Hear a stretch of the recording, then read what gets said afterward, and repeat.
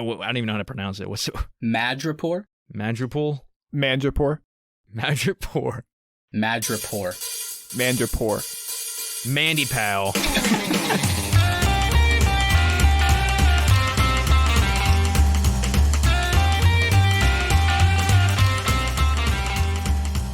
Another Friday is here, which means it is time to enjoy the weekend and talk about the newest episode of The Falcon and the Winter Soldier.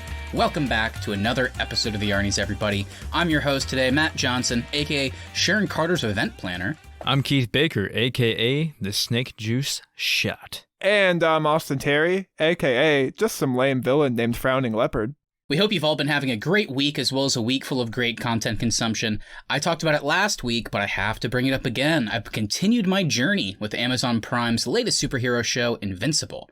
Episode 4 just came out, and I'm really loving this show. It's definitely a satire of classic superheroes, but it has this really cool overarching mystery plot that is super compelling, while having kind of contained and fun stories wrapping up each episode on top of that. So definitely going to be curious where this one goes. The voice acting and action is top-notch as well. But what about you guys? What have you been watching? Yeah, I've seen that show blowing up on Twitter this week, so I'm definitely going to have to check that one out. As for me, I have been preparing for Godzilla vs. Kong. I went back and checked out a few of the MonsterVerse movies.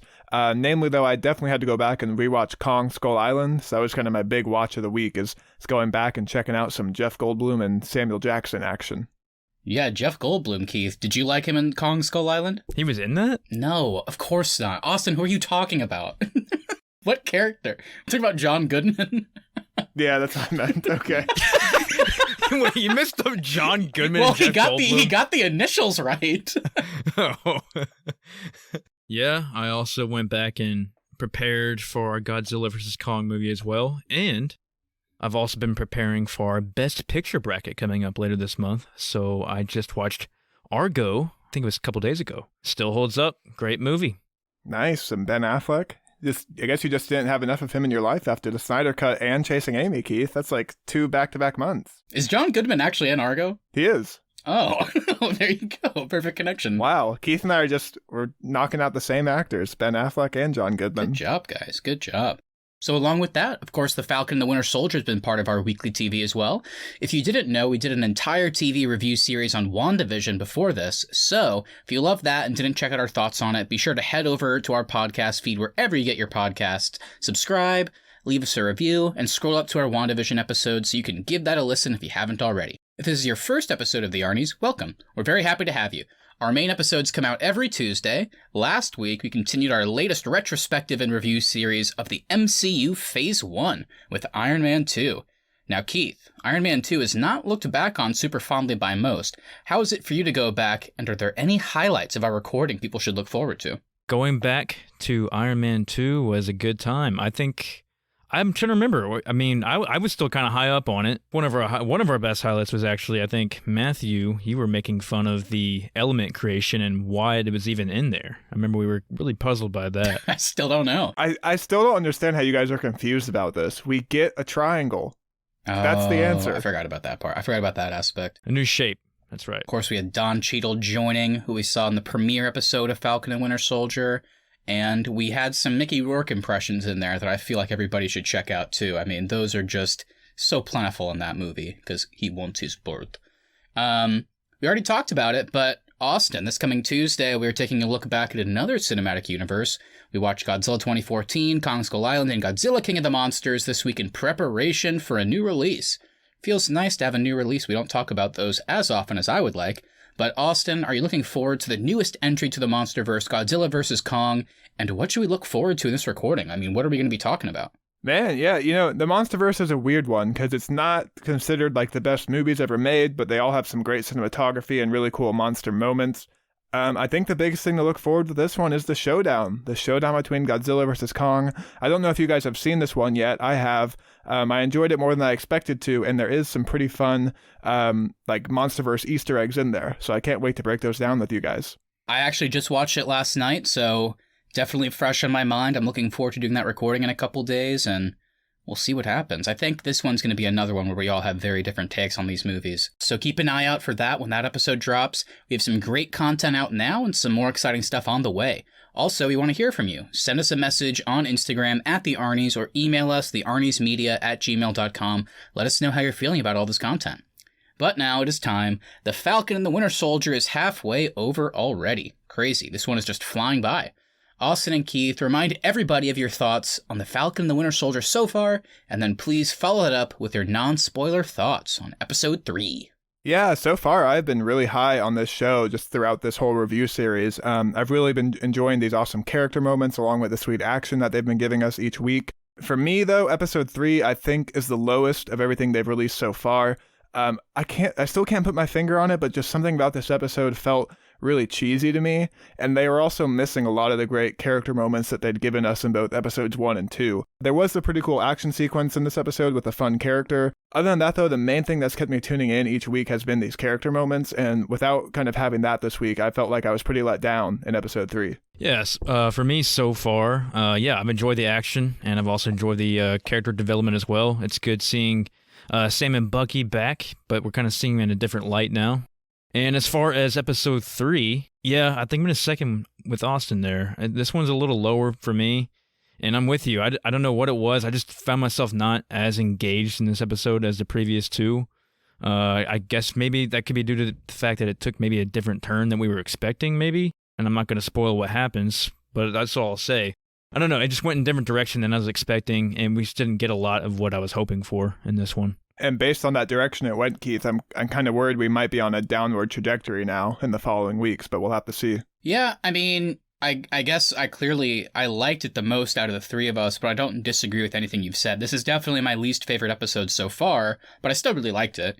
And yeah, without spoiling anything, I liked some of the returning characters we saw, and I also was impressed about how every single thing, element-wise, and just story beats and just little plot moments that have been brought up since the premiere are all connected. I mean, while what Bucky and Sam are doing in this episode kind of feels like, is this really in line with what we were seeing? It is. It's just kind of like they're following a lead for this grander mystery, but it's like, it feels like they're not tackling the whole thing, just like a part of it, if that makes sense. So everything is still connected. It just, it felt weirdly smaller what they were doing in this episode, which was weird because they presented it in kind of this more grand way. So I think that was kind of what was weirding me out.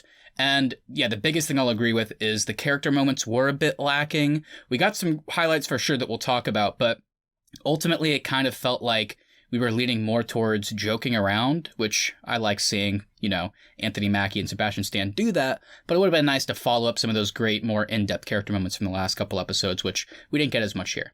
Yeah, I think I agree for the most part with what you just said, Matt. I think the biggest issue that I have with this episode, though, is that a lot of the connected things that you were talking about to me this week felt more like fan service as opposed to actually furthering the plot. So for me, some of those connections just really didn't work this week.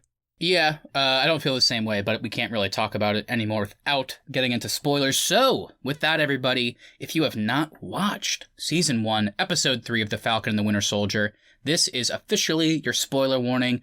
Go watch the episode and then come on back to give us a listen. We'll be here waiting for you with all of our spoilery thoughts.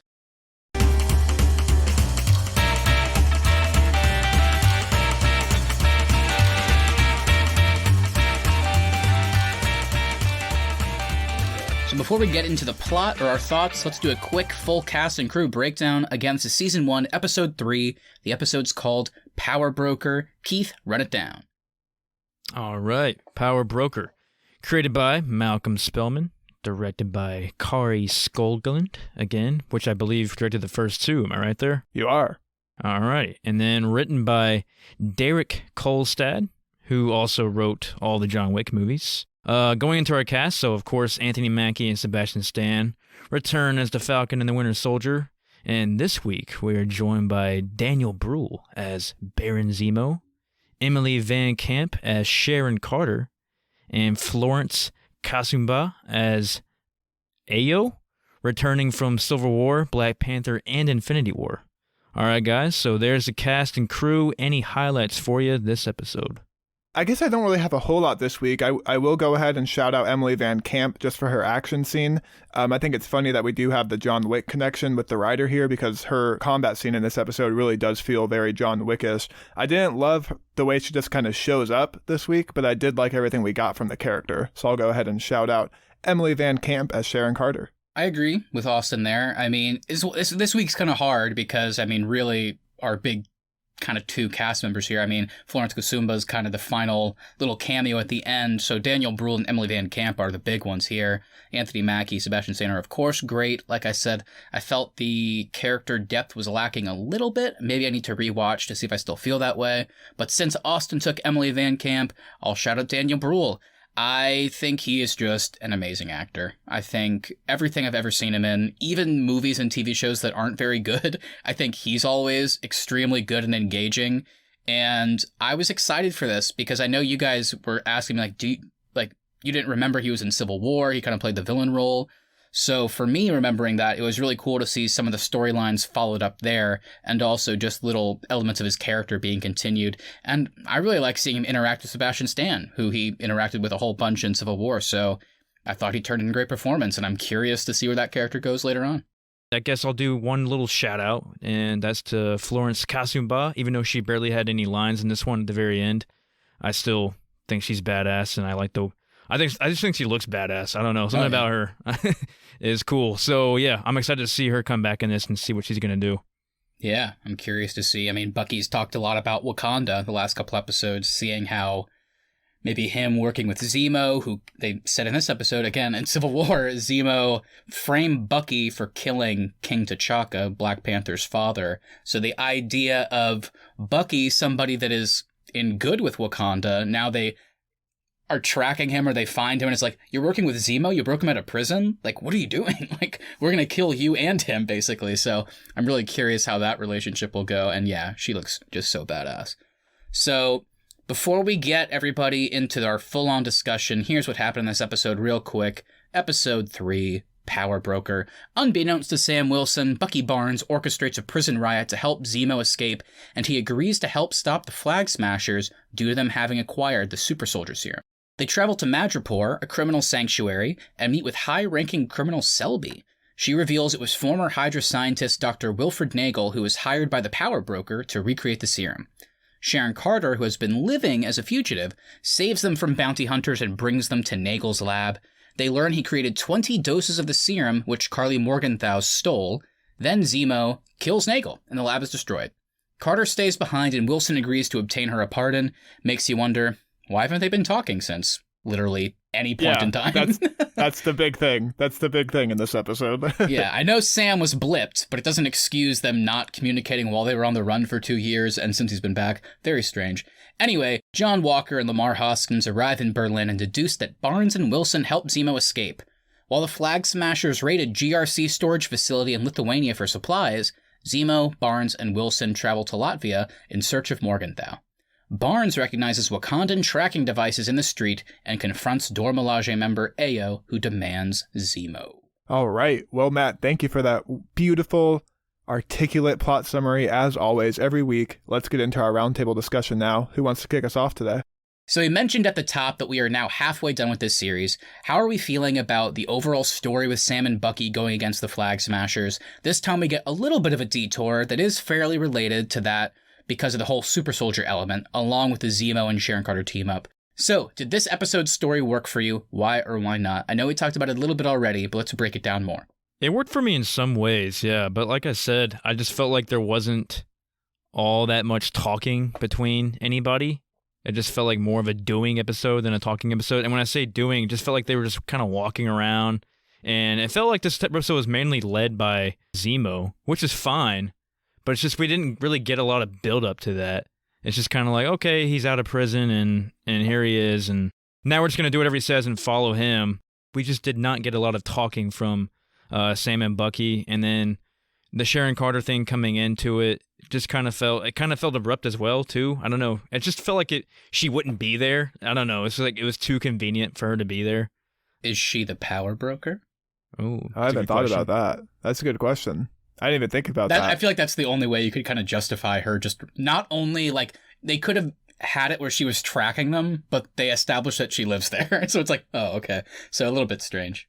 I think the dynamic of having both the Power Broker and the Flag Smashers is starting to get a little bit jumbled, because in the beginning they kind of set up that the Flag Smashers worked for the Power Broker, but now I get that the Flag Smashers betrayed them, but now they're also kind of setting up to be two separate entities. So that's kind of getting a little bit jumbled, I think. I really hope we actually get a reveal next week about like who the Power Broker is and what their motives are.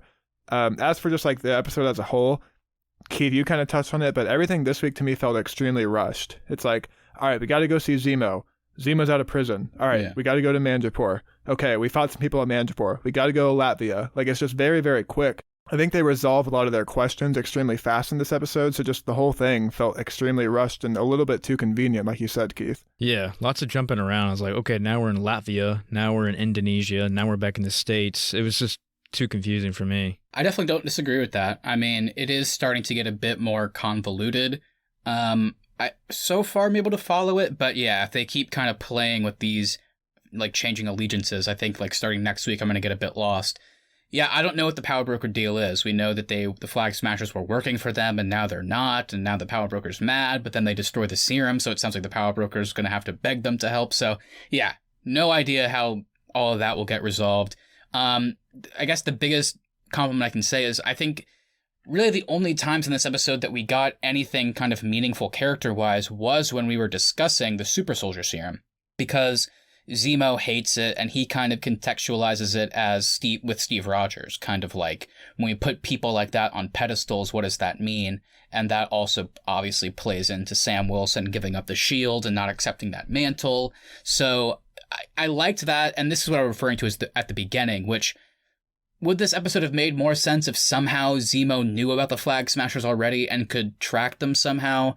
Maybe that would have felt a bit more natural.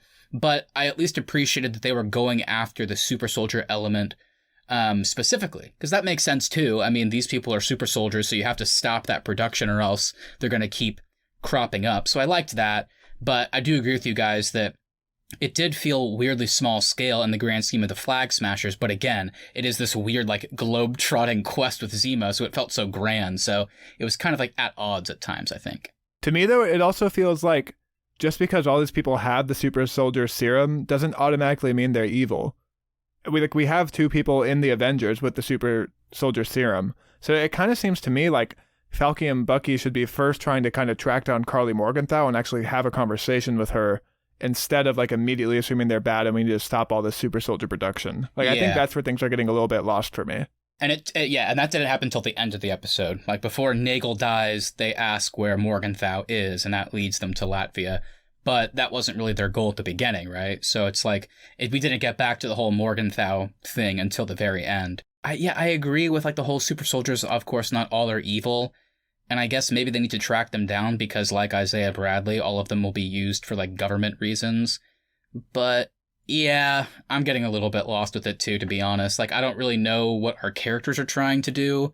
Like, it just always comes back to, like, we need to be Captain America. We need to take up the mantle.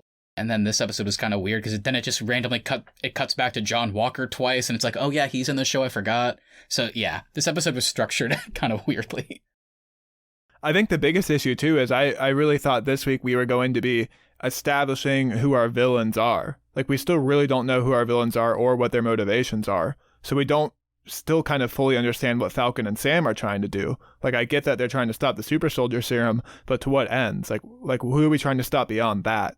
Because clearly the villain's not Karli Morgenthau. It's clearly there's bigger players. I really thought this week, especially with the introduction of Zemo, that we were going to be establishing a strong villain this week, and we didn't get that. I did kind of like that twist, though, that Zemo didn't... I know we said it was kind of rushed him getting him in this episode, but I did kind of like that he was not some guy who just broke out of prison and started going after them as well. That would have been bad. Well, let's dive into the Zemo dynamic a little bit more now. So, like you kind of mentioned, Keith, how did you guys feel about them just like kind of busting him out of prison in the opening? I know last week we were predicting that we might get some Hannibal Lecter type scenes with him kind of twisting the strings from prison. We didn't really get that this week. And then almost immediately they're all kind of like on board and working cordially with each other. So to me, it seemed like they kind of settled their differences a little too easily, and they really just kind of had them settle everything just to fit the way they wanted the show to work. I don't disagree with that. I really like the opening scene where we do kind of get the whole Hannibal Lecter element where he's behind the glass.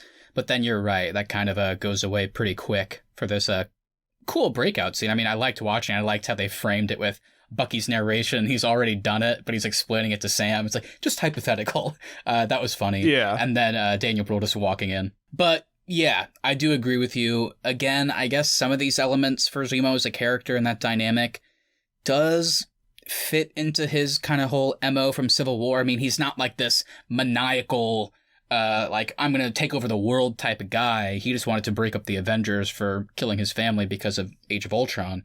So I get it. I get why he would want to work with them because he doesn't want there to be super soldiers, so he'll help to that end. But I was surprised, kind of going off those same points. I mean, he had a couple moments where he, like, in Madripoor, they got split up, but then he just, like, finds them later. And then also when he kills Nagel, and then he leaves, and then he just drives up like, come on, guys. And I was like, this guy's planning something, and I am excited to see what it is, but I'm curious why. It makes sense why Bucky and Sam need him, but I'm curious why he needs them, if that makes sense. Like, why is he sticking it out with them? There must be a reason. I thought for sure he was going to leave them right there. I was surprised he came back and picked them up. Yeah. It would have made sense, too. Like, that you could have then had, if he leaves them right there, then we immediately know, like, okay, now Zemo is the villain for the show. Like, It would have worked right then if he'd left.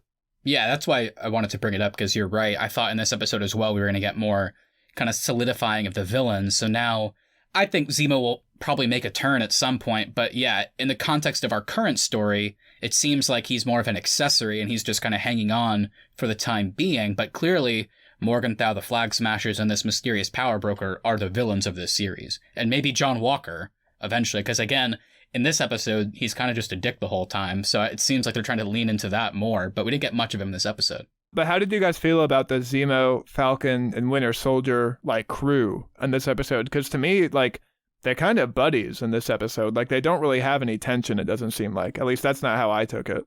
Yeah. Like I said, I think there should have been more build up to it, but from what we got, I did like it. I really liked that Zemo is kind of the veteran of Madripoor, and I really like the bar scenes when he goes in there. It kind of reminded me of, like, the the Coruscant scenes in Attack of the Clones for some reason in that bar. Oh, yeah. Like the whole neon light thing is going on and their whole retro aspect of it. But yeah, I kind of like that he was like, just keep playing your characters. You'll be fine. I'm with you, Keith. I think you nailed it. Should there have been more tension with these characters? Yes. Especially based on Civil War, which they even talk about in this episode. They talk about those events, and Zemo's sitting right next to them. And they're talking about it like they're reminiscing like they're old pals. Like, oh yeah, you remember when I did that? Yeah, we get good moments where Bucky, like, choke slams him and is like, if you, like, take my book again, I'll kill you. But yeah, it's like, for the most part, they're just working together because they have to. But it does seem like at times they leaned into this weird, like, pseudo-friendship dynamic. But I'm also with Keith. It's still in a vacuum. I really liked it. I liked hearing Zemo talk about, like I said, Steve Rogers as a pedestal and referencing Bucky's time in the war and the Red Skull and kind of like maybe equating the Flag Smashers. Like, do you want a bunch of Red Skulls running around? And I liked those elements, and ultimately, it didn't make any sense, but I like seeing him be a bit goofier. Seeing him in like a turtleneck sweater just dancing in Sharon Carter's house. I was like, this is so weird, but I'm kind of liking it, so it was a goofy dynamic for sure. It just seemed like so weird to me too, because like they established that Zemo clearly has all these resources, but he was just like waiting for like Sam and Bucky to come along to break him out of prison. And it also did kind of seem like the prison break was a little too easy. Like he's been in this maximum security facility since Winter Soldier, and they break him out just by starting a prison riot. Like that just seemed a little bit too convenient for me. Like there's got to be riots in this prison all the time. I'm assuming if Zemo's in this prison, there's a lot of other dangerous people in this prison too. They did establish in Civil War that Zemo's backstory, aside from coming from an aristocratic family, was he was like the leader of a Sokovian death squad. So he does have that military history, which we see at the end whenever he puts on the classic comic book accurate Zemo mask. So I guess you could argue, like, once he was given the opportunity to walk out of his prison door, that he can take care of himself. That's really the only way I can justify it, because otherwise, you're right, Austin, it's like, maybe that looked a little bit too easy. I mean, I think that's the biggest issue for me with this episode. I'm probably going to be saying it a lot, but it just a lot of things seemed way too convenient. Well, how about this then? Maybe you'll like this more. We already talked about Sharon Carter just living in Madripoor was kind of convenient. That being said, it made sense based on the justification, like they don't have extradition, so she can stay there. But what about that? Let's talk about that dynamic with primarily Bucky and Sam. Did that work for you better? See, once again, my biggest issue with Sharon Carter is that she just conveniently shows up to save them when they're in danger. But the actual, like, her talking with them and the fact that all three of them clearly had this history, that was pretty cool. I didn't love their dialogue. Like, it all seemed like kind of campy, where she's like, where were you? I don't believe in heroes anymore. Like, all that stuff is just like, I just didn't love the way it played out. Like, it almost seemed like Sharon Carter herself was playing up the fact, like, hey, by the way, I'm a badass now. Like, I'm not into any of this government stuff anymore. Like, that's just kind of how it felt to me. Yeah, which goes to my other question, or your question, Matthew. Is she the power broker? But then again, how does she get there? I just don't get why. Why is she here? Yeah, I didn't love it. I liked their dynamic, but the way they set it up, I wasn't a big fan of. It's like, I get that she betrayed the government, but ultimately, literally, all she did was hand Steve his shield and Falcon his wings. She took them from the government and gave them back to him. That's all she did. And she's had to, like, run away, which, I mean, they play into it. So, I mean, I guess it works emotionally, like, oh, man, that's really fucked up. But so that aspect of it works. And I did like the dialogue. Again, it was convenient that she was there and placed there, but still the action was badass. But, like, whenever she kind of plays into the whole Sam not taking up the mantle element, like, she's like, good, that was a good choice. It's nice to see a character, even though I think by the end we'll see Sam as Cap, it was nice to at least have an opposing view. Like, have, like, yeah, you don't want to do that. That was the right call, Sam. I like that. And then I really liked her continuing down that line, and then Bucky's just like, ugh, she's awful now. I thought there were some funny moments with them. So their chemistry felt a bit more natural. That line from Bucky was really funny, but for me, it just felt like a really big departure from all she did was steal Captain America's shield and give it to Captain America to, hey, I'm an anarchist now. Like, it just seemed like she's taken this huge character arc that we haven't seen until the show. Sure. I was equally surprised at the end of this episode that Zemo was still on the team with them. Equally surprised that Sharon didn't join. And I get that she has to stay there because of the whole extradition thing. Does she, though? They're traveling with Zemo. I know. But I mean, Zemo's with their party. If he can go places, I'm pretty sure Sharon Carter can go places, too. I guess the thing is that he's choosing to risk it, and she's like, I'm not going to choose to risk it.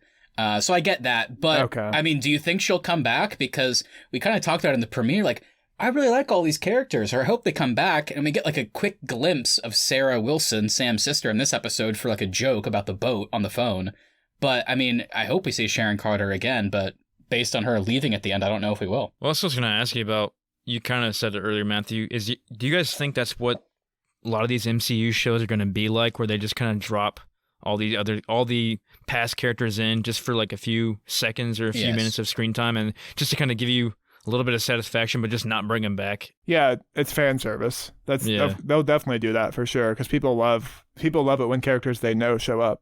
I agree that it is fan service, but there is a line where that's bad and good. And by the end of, like, with the 3 more episodes we have, if they really find an interesting way to, like, keep Sharon Carter and Zemo a part of the plot, then I'm cool with it, because it makes sense why you bring back these 2 characters. Bucky and Sam were huge players during Winter Soldier and Civil War, which heavily featured those characters, and they have a history. So I'm cool with them coming back, but I agree, if, like, this is all they're doing, then it does feel more like fan service. So I hope by the end it feels more natural and like they were included for a reason. Let's move into John Walker and Lemar Hoskins in this one. We didn't really get that much from them. So I was also left a little bit confused by who they're even infiltrating. I guess I must have missed that. It seems like every time Walker and Lemar kind of get into a discussion, Lemar tends to give Sam and Bucky the benefit of the doubt. I mean, they were having a discussion about Zemo breaking out of prison, and Lemar is like, I don't know if it was them. I wouldn't assume that quite yet. And Walker was just like, no, it was them. It was definitely them, even though it wasn't them. But, he just kind of jumped to conclusions. So do you guys think this will play into him kind of joining forces with them later on while leaving Walker in the dust? I think that could be cool. Yeah, I would totally be interested in that. As for, like, John Walker in this episode, they really did kind of make a bit of a departure from episode 2. Like, the opening is him kind of roughly interrogating people, which seems a little bit out of line from what we got from the character in episode 2. And then he just kind of, like, storms into this prison where Zemo escaped. Like, he seems way more angry in this episode than he did in episode 2. And I get that. I mean, the anger escalation makes sense. I think it does feel a bit rushed.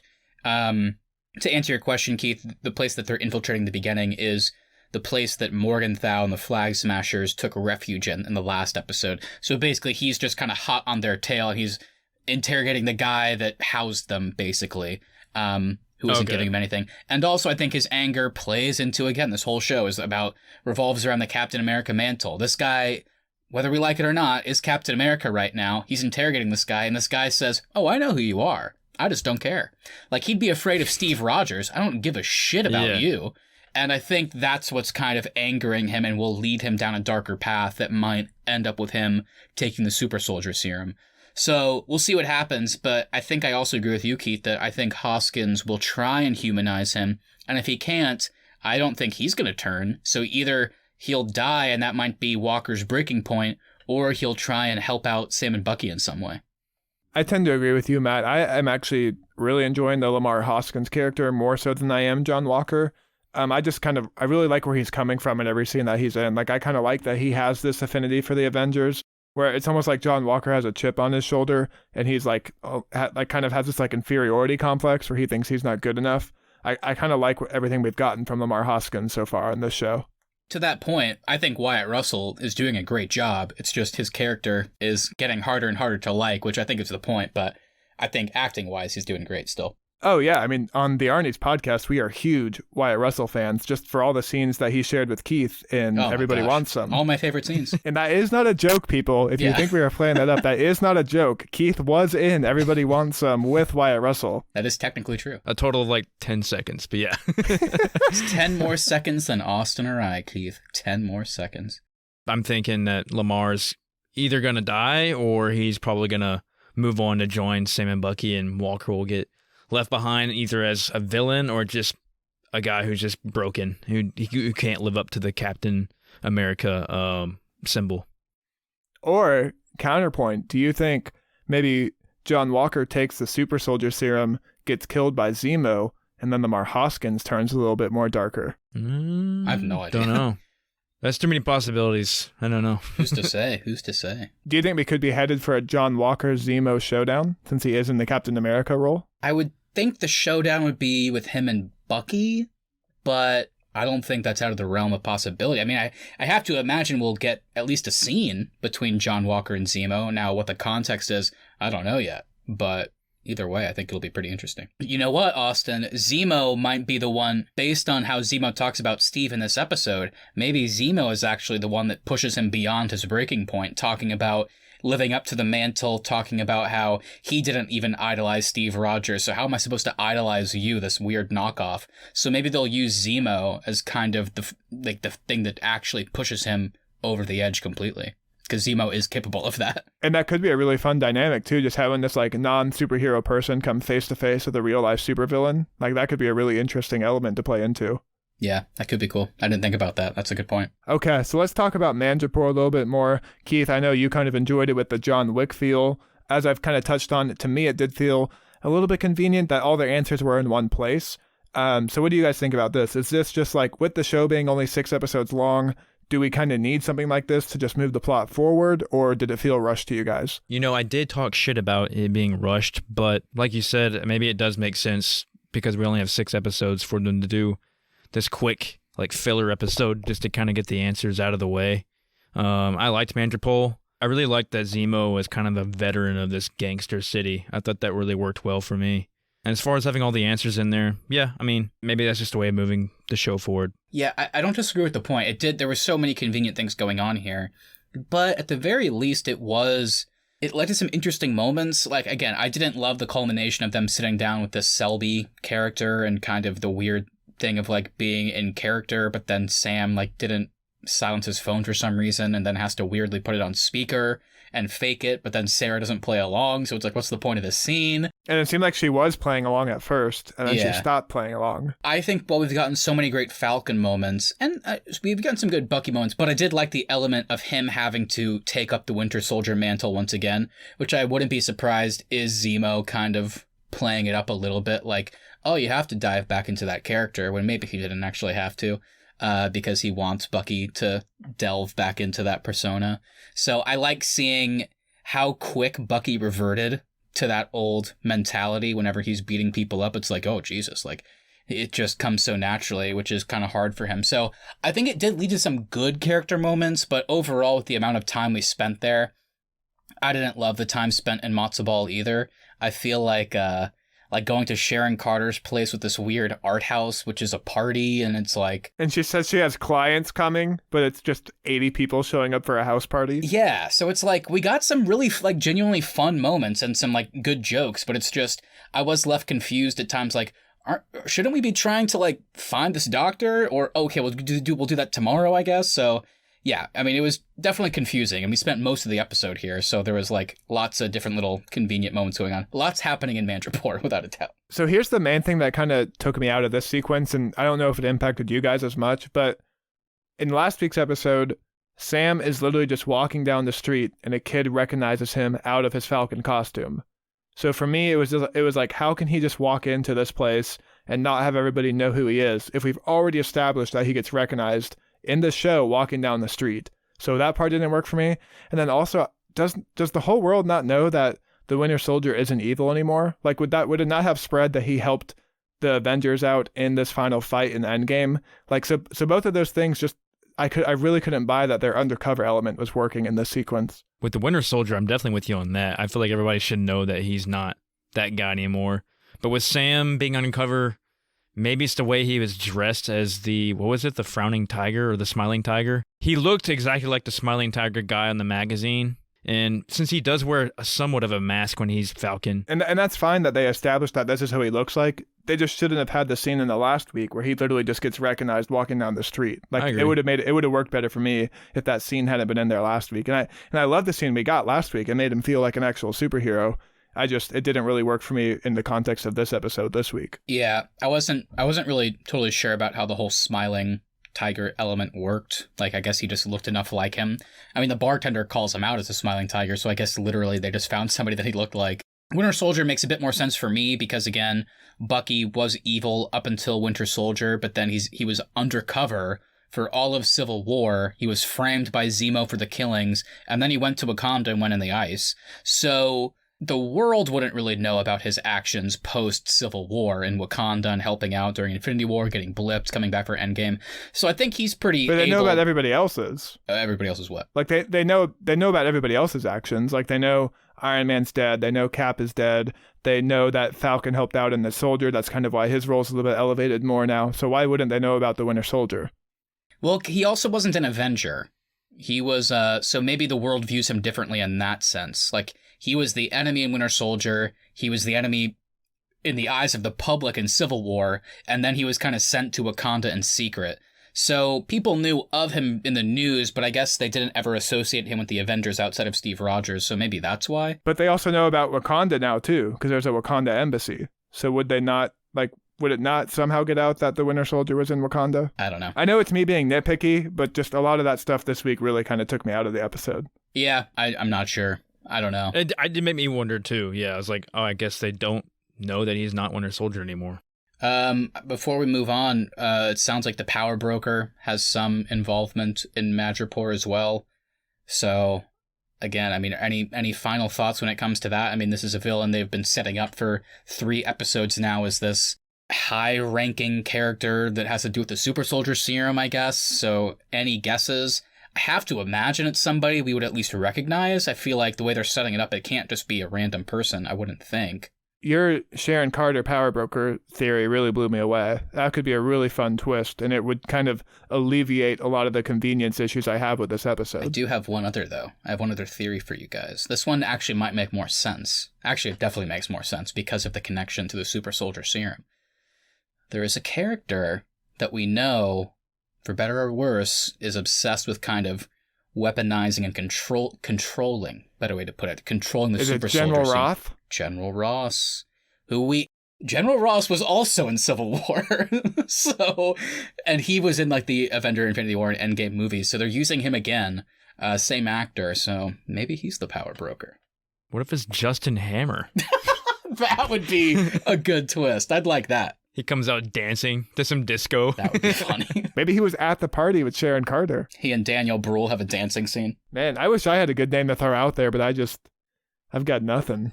So I'm sorry, guys. It's okay. I forgive you. So kind of in line with the Power Broker, we have the Flag Smashers still in Karli Morgenthau. This is kind of a random question, but I wanted to throw it by you guys real quick. So I didn't love that Morgenthau murders seemingly innocent people at the end of this episode. Maybe I read the situation wrong, but it seemed like to me they were doing the whole Robin Hood thing. They were taking these supplies, like the excess supplies that they didn't need, and taking it to give to the poor. Cool. I still like that element. But there was people in this building they were taking from, and then she blows it up. And the other guy's like, there are people in there, and she's like, that's the only language they understand.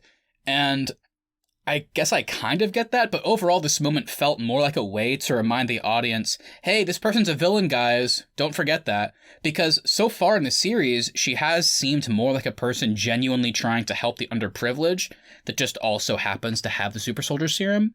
So this is kind of a weird trend that the MCU does a lot with these kind of gray villains murdering people just so the audience can go, okay, so they are bad. It's the same thing with Eric Killmonger in Black Panther, who the entire movie I was on his side. Like, I get where he's coming from, but then he randomly just snaps an old lady's neck, and it's like, oh, I guess he's bad. Same with Vulture in Homecoming. It's like, I like that he's kind of standing up and helping out these guys. Why did Tony Stark take over this job? But then he randomly kills the first Shocker, and it's like, oh, I guess they are bad. So it's a weird trend that I don't like. What did you guys think of that moment, and did that work for you?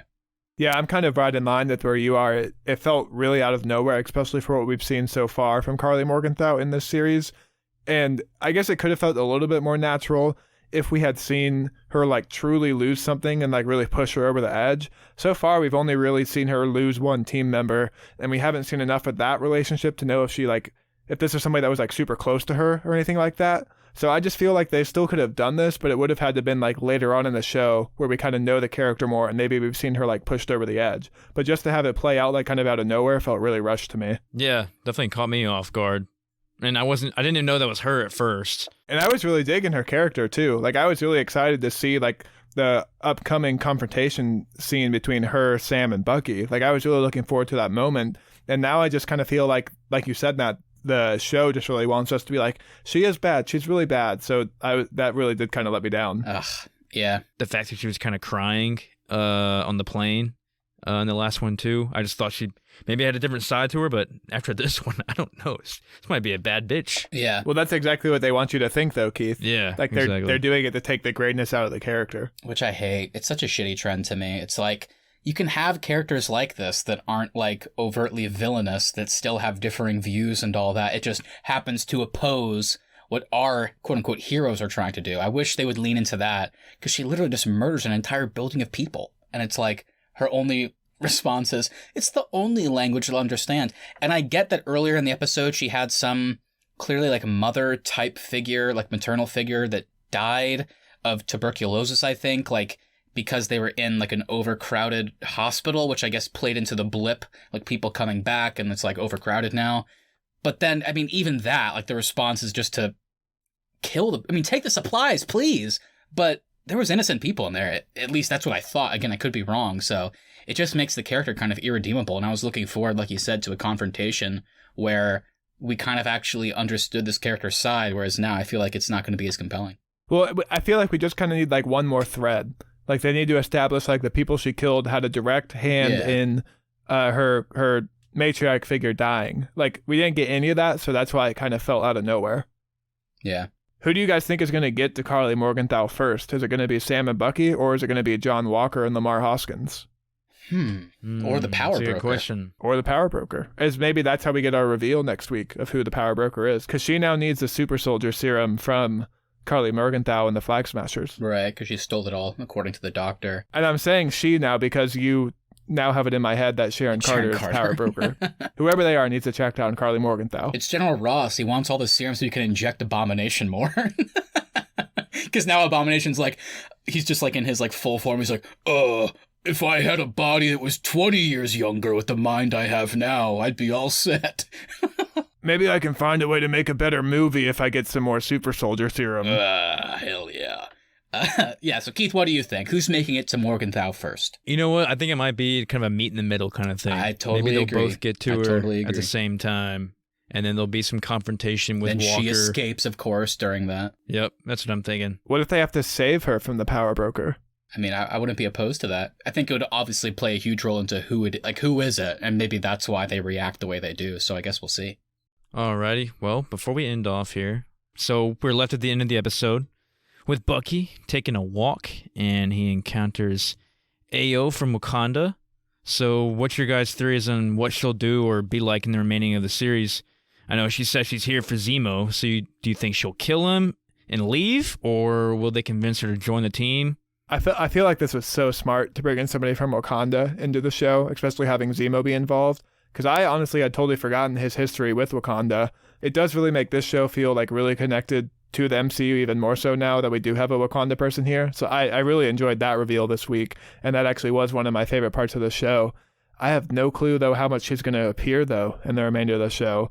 Like, I'm curious if maybe she's just like a tease for the finale, or if like Bucky does reveal her presence to Sam. I have no idea what to expect from her character. Yeah, I was really glad to see her. Not trying to make it dour, but this moment did make me go a little bit like R.I.P. Chadwick Boseman, because Zemo killed T'Challa's father. So, I mean, the moment where Bucky comes back and it's Black Panther standing there here, like, Zemo escaped and you're working with him. Why? Bring him to me. I'm going to kill him. If you don't, I'm going to kill you too. Like, that would have been like, oh my God. But I agree with Austin. Ultimately, we're getting somebody from Wakanda, so we're connecting it. This is going to help a lot with Zemo's story. And I think it's definitely going to help with Bucky's story too, because again, we've talked about it already today. The peace he felt in Wakanda. So even though he's working with Zemo, connecting that plot line will be cool too. And I'm curious where it goes. I have a feeling that maybe they'll use this to have Bucky end up in Wakanda, maybe for the series. Maybe they'll set him back up to leave the Winter Soldier mantle behind and he'll retake up the White Wolf mantle that he had in Infinity War. Maybe they'll set him up to have like a lead role in Black Panther 2 or something. Maybe he'll return to Wakanda, maybe. Do you think that Zemo might piss off Falcon and Bucky so much that they'll just hand him over to Io? Once they have the information, I wouldn't be surprised if they're willing to either put him back behind bars or just hand him over to Wakanda. Yeah, I wouldn't be surprised. Honestly, they probably could end this show with Zemo being in prison in Wakanda, because I bet they probably have a more secure prison than anybody in the States has. That'd be cool. Maybe that then sets up a Zemo appearance for Black Panther 2 as well, like you said about Bucky. Yeah, I mean, Baron Zemo is, behind Red Skull, I would say is probably the most infamous Captain America villain. So the fact that he played a smaller, I mean, the main villain, but still a small role in Civil War, and now he's a big role here. I'm curious, like, does he end this dead, or do we see him in the future? And I think the answer for both sides will be tied into Ao and Wakanda being introduced into the show, because I think they're going to have a big part in that decision. Okay, my friends, so we are going to start wrapping up here, but I do want to know, since we are at the midway point, kind of like we've already touched on, how are you guys feeling headed into the second half of this show? Is there anything you're regretting, anything you're hoping for? What are you guys thinking? I'm feeling pretty good. I'm excited to see what happens, and yeah, I really have no idea what to expect. With all our theories that we just put out, I'm excited that I don't know what to expect. I'm glad that it's not predictable. I'm right there with you. Again, like I said, I did like this episode a lot. I think maybe a little bit more than you guys. That being said, it was still my least favorite of the three that we've gotten so far. But I'm excited. I'm with Keith. I don't know what to expect going forward, and we have so many fun, interesting, like actual characters with depth in play. So I'm curious how they will kind of finish out their stories, because we have lots of heroes. We have seemingly a lot of villains and people that could potentially become a villain. So I'm curious where all these motives play out and how kind of the flag smasher element, like how the ending of that story affects everybody and where they're left off at the end of these 6 episodes. So I can't wait for next week. I'm just, again, I had some issues with this episode, but I cannot wait to see where it goes after this. Yeah, I think for me, it's pretty clear I've been the lowest this week on this episode specifically. I still am really high overall on the show, though, and I'm just excited to see what we get in the remaining 3 episodes. I think if they can flesh out a lot of the characters that they introduced in episode 3, then overall, like, all this stuff is going to work for me better. I just need them to kind of do a little bit more character development just to make things feel a bit less forced for me from episode 3. Sure. I get that. Okay, and with that, everybody, I think that is going to do it for us today. So thank you so much for listening today. If you enjoyed this episode and if you've been enjoying this series, please make sure you hit that subscribe button so you never miss any of our upcoming content. Also, if you wouldn't mind sharing us with a friend, we really do appreciate that so we can continue to grow this show. And hey, please leave us reviews as well. Even if you don't want to write anything, a starred review on Apple Podcasts really does help. At The Arnies is our social, and thearnies.media is the website. We'll be back on Tuesday for the latest installment in the Monsterverse, Godzilla vs. Kong. That's right. You're definitely not going to want to miss that. Just based on the conversations we've had, both on the show and off the air, I think we're going to have some differing views, and I feel like those always lead to some good episodes. So stay tuned for that. We have an episode on the Snyder Cut that's out. Check that out. Like Austin mentioned at the top, we talked about Iron Man 2 this week, so if you need more of your MCU fix, head there. Austin and I also recorded a co-op couch episode where we talked about all the video game news for March and broke down our favorite video game characters of all time. And last but not least, Falcon and Winter Soldier has 3 episodes left. They come out every Friday, which means stay tuned because we will be releasing our thoughts on the following Sunday. Go back and check us out on Instagram at The Arnies. Feel free to direct message us your thoughts on this episode and future episodes coming out. Please go back and catch up on our MCU Phase 1, so go back and watch Iron Man, Incredible Hulk, Iron Man 2, and look forward to Thor. And please give us your thoughts on Falcon and the Winter Soldier. We want to hear your thoughts. All right, everybody, that's going to do it for us. Have a great week, and we'll talk to you on Tuesday. Madripoor.